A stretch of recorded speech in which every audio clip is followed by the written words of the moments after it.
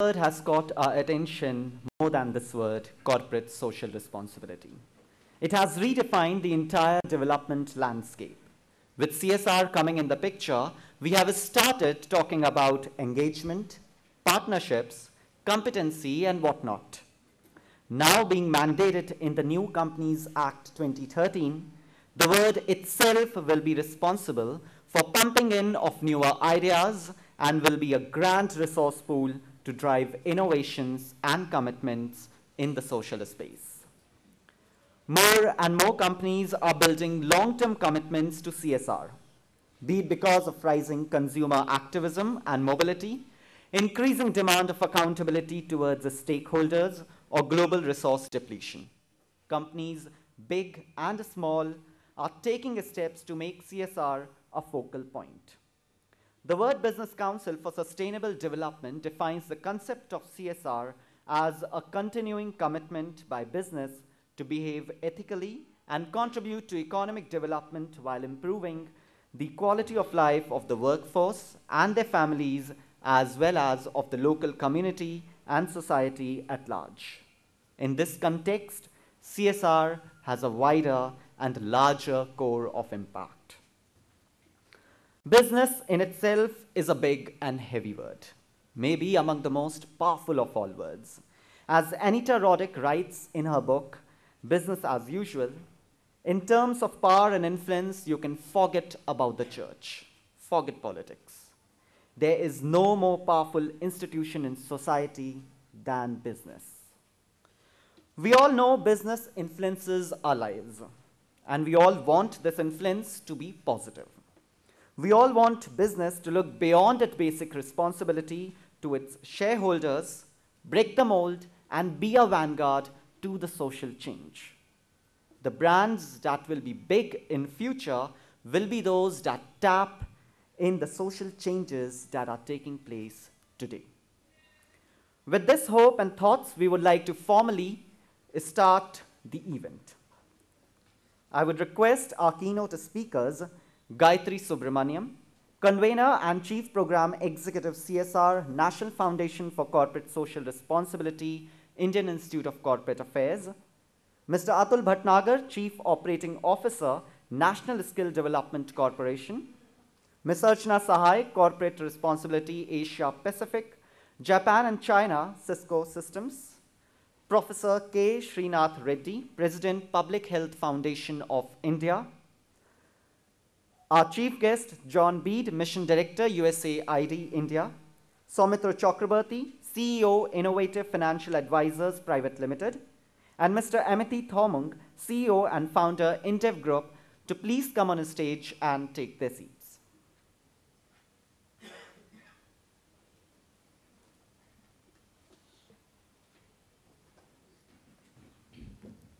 Mr. Thomung will join us by 11.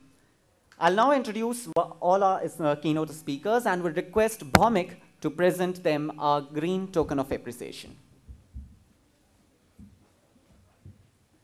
USAID India. John began serving as USAID Mission Director for India in July 2013, overseeing a program designed to support sustainable development led by innovation and partnership. I'll be very short. Professor Srinath Reddy. He is the president of Public Health Foundation of India, regarded as a leader of preventive cardiology at national and international levels. Professor Reddy has been a researcher, teacher, policy enabler, advocate, and activist who worked to promote cardiovascular health, tobacco control, and healthy living. Ms. Archana Sahai, Corporate Responsibility, Asia Pacific, Japan, and China, Cisco System. Prior to working in Cisco, she had a stint at Vodafone and led the CSR for SAP in India for nearly 7 years. Ms. Gayatri Subramaniam, Convener and Chief Program Executive, National Foundation for Corporate Social Responsibility, IICA.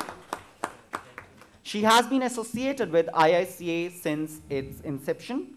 Her area of specialization is policy advisory, undertaking capacity building and knowledge dissemination. Mr. Atul Bhatnagar, Chief Operating Officer, NSDC. Mr. Atul is a mechanical engineer from IIT Kanpur. Later, he went to IIM Kolkata as well. After nearly spending a decade and a half outside India, he found his home calling in 2013 when an opportunity came to join the NSDC. Mr. Soumitra Chakrabarti, CEO, Innovative Financial Advisors Private Limited. Soumitra is an ex-aviator by profession. He worked expansively hard for past years in strategizing and implementing CSR program and incorporating sustainability across India.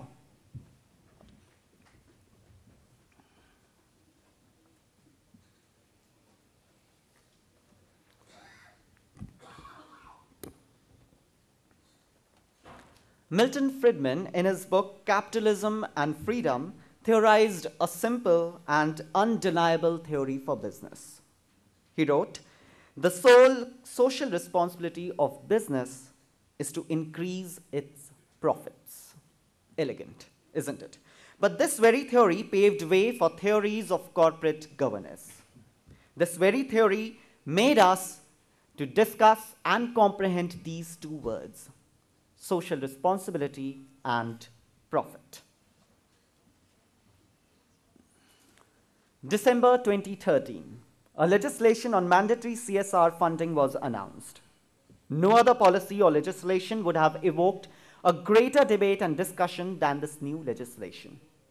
Figures suggest that some 16,000 companies in the country shall be falling under this policy. And this alone would be responsible for pumping in of some 22,000 crores as social spending by business. Not just seeing it as a financial flow, this presents a huge opportunity to develop a common vision for India where every individual is well-led, well-read, and well-fed. This is surely an era of partnership, engagement, and innovation. To talk further on these changing dimensions, I would call upon Gayatri Subramaniam, Convener and Chief Program Executive, National Foundation for Corporate Social Responsibility, IICA, to address the gathering.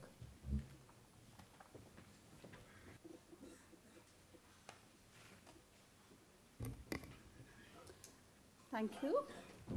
A very good morning to all of you. And today on this India CSR Summit 2014, on behalf of Indian Institute of Corporate Affairs and NGO Box, I welcome you all. I have been given the responsibility of the opening batsman, and I think only if it goes well, everything would go well. So I'll try to do justice to the 12 to 15 minutes I've been given. As the previous speakers, the opening person who gave the opening remarks, I'm forgetting his name, Vishal, no, Akash. Yes, as Akash said, the scenario today, after passing this Companies Act, which happened in 2013, the CSR landscape, or the word CSR, has come in a big way. The Companies Act was passed in 2013. Before that, corporate social responsibility used to be a peripheral activities. There have been, I think if you know, the first Companies Act was in 1956. After that, in 2013, it has taken us so many years to revamp, to restructure what is called Companies Act. There are around 470 sections in that. One section, 135, which talks about the inclusion of a responsibility of giving back to society, where it was included too much of, like it became the buzzword. Everyone started talking about it, Since I have been, in my introduction I was told that I have been a part of Indian Institute of Corporate Affairs, which is set up as a think tank and policy advisory consultancy for government. I have been a part of this journey right from 2009, when the first document on corporate social responsibility was released, which brought the word corporate social responsibility as the responsibility of the corporate. Because before that, everyone used to think it is just a government's responsibility. As he quoted that Friedman, he said that the objective of business is to make profit. And that is what it was. Since in this journey, when I have seen various reactions of the corporate, right from if I may say, disgust. Why us? Why, like, we could have been just given, we could have been just taxed 2%. Why are you asking us to undertake those activities, which is not our business, core business? Why us to a little apprehension? Is it going to pass? To inquisitiveness, how we are going to do it, and now a stage where they are asking us, tell us how to go about it.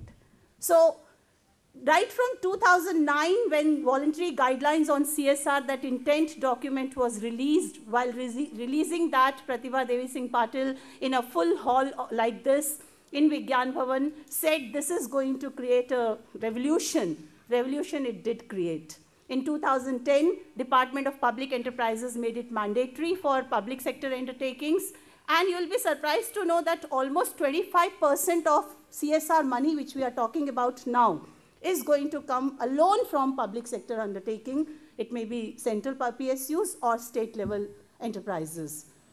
In 2011, National Voluntary Guidelines on Social, Environmental and Economic Responsibilities of Business was released. Based on that, again, the corporate said, business responsibility, it runs in our DNA. We are aware of our responsibilities. Who is government to teach us our responsibility? Based on that, a reporting framework was drafted at IICA, and SEBI, the financial regulatory body of India, picked it up and made it mandatory for top 100 companies. Now again, I only know how those 100 companies were convinced to put in their record on business responsibility, because though it was just a checkbox exercise, but it gave them some food to think about, some food for thought in which they had to write because they could not, ignore it completely. 2012 that happened. 2014 we are sitting, we have analyzed those 100 reports, and it is really a checkbox exercise. They have just written yes or no, that's all. No explanation given, no details given. In 2013, when this Companies Act was passed, corporates were still saying, okay, let us see, the government is changing. Maybe the new government will come and they will, take it away. Maybe the budget will have more relaxation for us. But all those things are over now. We are sitting in September, where the companies do not have any other choice but to do it. So what is the scenario now? These are the milestones: 18 December, 8th August, and 30th August, 27th February, which I just spoke about. Now the scenario is those 16,000 companies who are mandated to do it. Believe me, out of 16,000, maybe 1,000 of them have already been doing CSR in some form or the other. It may be a very good CSR, like actual CSR, or it may be donation, philanthropy, charity, or any whatever name they call. But 15,000, almost 15,000 of them are first-timers who have been now mandated, who have been legislated to do this. Now what do? They are thinking, how do we do it? And who is going to help them? Of course, as I said, this particular act, this particular section of the act is governed by rules. In rules, it is clearly written that the companies are not supposed to do it themselves if they are not capable enough. If they have a good CSR team, they can go ahead with it. If they have a good foundation, they can use that foundation. But in case if they do not have both, in that case, they can take help of an external agency. And since now I'm not going to call them NGO, I'm going to call them implementing agency. They can take the help of an implementing agency, which can be in the form of a registered trust, a registered society, or a Section 25 company. Now, how many of them are there in India? You read all these news, ever. There are India witnessing NGO boom. There is one for every 600 people. There is one for every 400 people. So that comes to a count of almost 3.3 million NGOs. So what is the scenario right now? 16,000 companies, 3.3 million implementing agencies. And still what is lacking? The trust. You do have 16,000 brides or grooms. You have 3.3, brides or women empowerment. You can just, maybe it's the other way around. But what happens? The trust is still missing. So what is needed?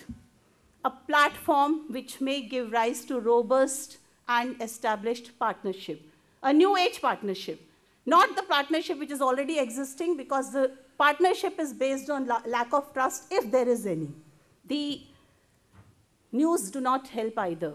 They say that only 2% registered with government, and in fact, they're talking about FCRA registered implementing agencies who have gone through a thorough due diligence by government, but rest of them are still, not trustworthy. This is the report, the existing report, the existing people, the actors who have to play this game, they say.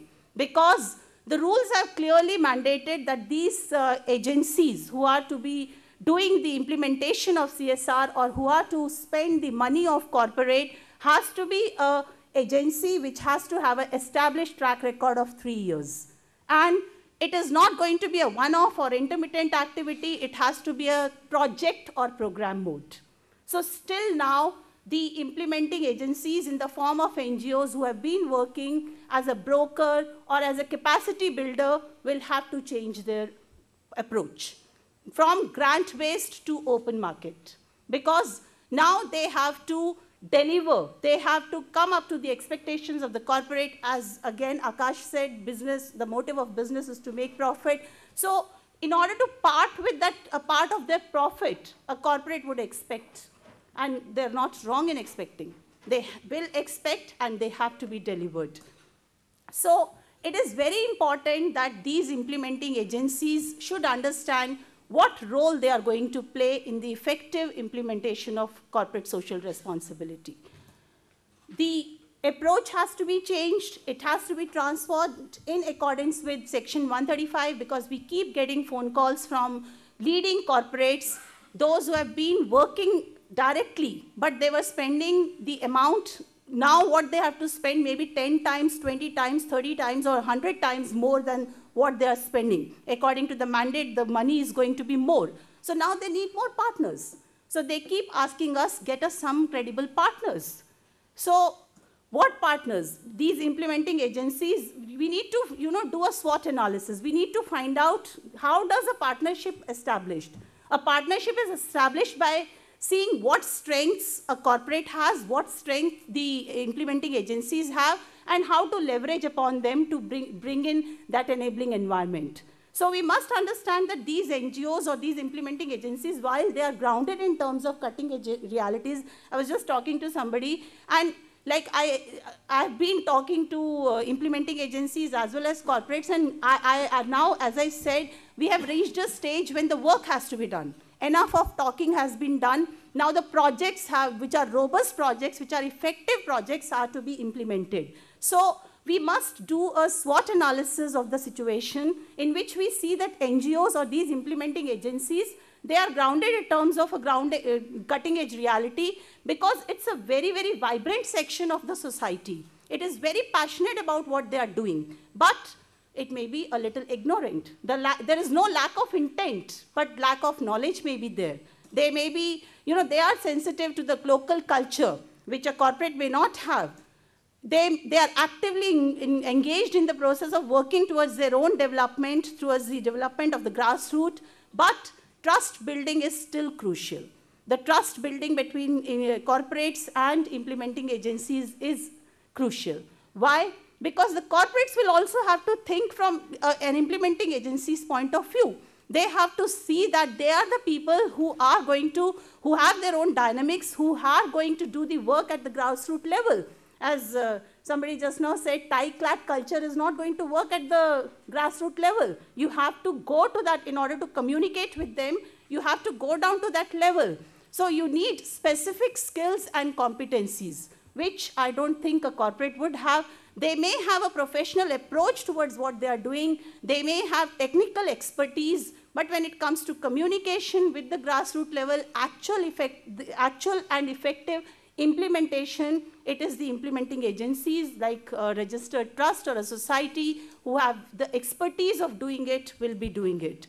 So again, in order to meet the demand, they need to, of course, train their own professionals also. They must understand that they are not there for profit, but for a particular cause.